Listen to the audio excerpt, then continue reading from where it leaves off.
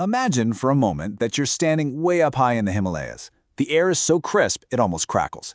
It's in this beautiful, rugged landscape that a tiny, unassuming grain tells a massive story. A story of survival, of ancient wisdom, and of an incredible comeback. So, let's get to know this amazing little grain. It's called Mandua, though you might have heard of it as Ragi or finger millet. We're about to dig into its incredible journey, from a simple mountain staple to a celebrated global superfood. To really understand Mandua, you kind of have to start in its home, the high-altitude villages of Uttarakhand. This is where the grain has been a cornerstone of life for, well, for centuries. So, what exactly is Mandua? Well, it's more than just food. It's a survivor. This is a grain that just thrives in the harshest conditions, where other crops would just give up. It gives people this slow-burning energy they need to work in the cold. And the taste? It's wonderfully earthy, kind of nutty. People describe the tiny grains as looking like deep red pearls. For the people here, this isn't some new health fad. It's a living tradition that's kept them going for generations. Now, let's journey back in time, because Mandua's roots in India, they go incredibly deep, stretching back thousands and thousands of years. Get this, the story of Mandua in India starts all the way back in 2300 BC. I mean, that's over 4,000 years of this grain being a part of people's lives. For centuries, it's been an absolute staple for Himalayan communities, a tradition passed down from parent to child, just woven into the very fabric of their daily existence. And you can really see just how important it is culturally during the Harela festival, which means the Day of Green.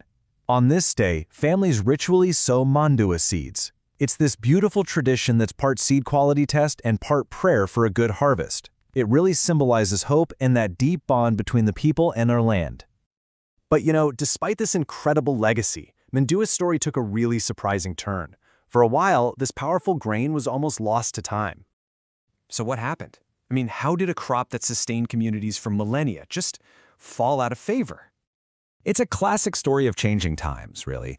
For a long while, Mandua was sadly looked down on as poor man's food. As government policies started promoting high-yield crops like wheat and rice, and as people started wanting a more modern diet, this ancient, super hardy grain got a bad rap. It was seen as a symbol of an older, less prosperous way of life, and so it was almost forgotten. But then, things began to change. A global shift towards wellness and a search for foods that can handle climate change, well, it sparked a powerful rediscovery of this amazing grain. And what sparked this incredible comeback? It all came down to its nutrition. Scientists were just blown away to discover that Mandua is a calcium powerhouse. To put that in perspective for you, it has nearly 10 times more calcium than wheat. That is a huge deal, especially in regions where dairy might not be readily available. It's just a crucial source of a vital nutrient.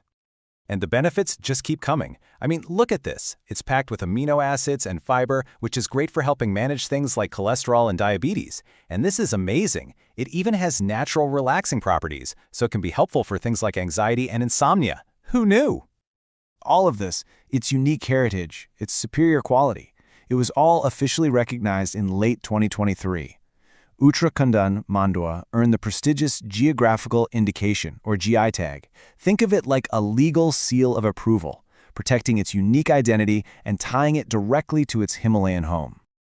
This recognition has launched Mandua on an exciting new journey, and it's bringing economic benefits right back to the communities that have been nurturing it for generations. So, how do people traditionally eat Mandua? Well, the most classic way is in a Mandua ki roti. It's a simple, earthy flatbread. Now, because Mandua is gluten-free, you don't roll it out. You pat the dough by hand into these thick, rustic rotis, and then cook them on a hot pan. Just picture it, served warm with a big dollop of ghee, giving you that essential warmth and energy you'd need in the cold Himalayan winters. And this is a perfect example of the economic revival that's happening right now. Initiatives like the House of Himalayas brand are turning Mandua into modern products, like biscuits and flour. It's helping take local products global, and get this, in just 2 years, it has empowered over 3,300 women in rural areas. That's fantastic. And this renewed focus is also being supported by government policies, like increased minimum support prices.